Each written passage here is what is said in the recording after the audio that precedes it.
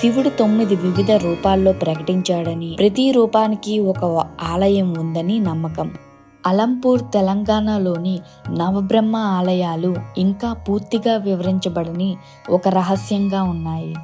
ఆ ఆలయాల యొక్క పేర్లు మరియు చరిత్ర చుట్టూ చాలా రహస్యాలు ఉన్నాయి.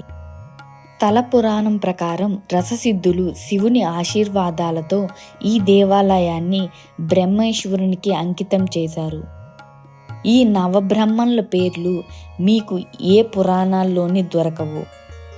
కుమార బ్రహ్మ, అర్క బ్రహ్మ, వీరబ్రహ్మ, విశ్వబ్రహ్మ, తారక బ్రహ్మ, గరుడ బ్రహ్మ, స్వర్గ బ్రహ్మ, పద్మ బ్రహ్మ, బాలబ్రహ్మ అనేవి ఆ దేవాలయాల యొక్క పేర్లు.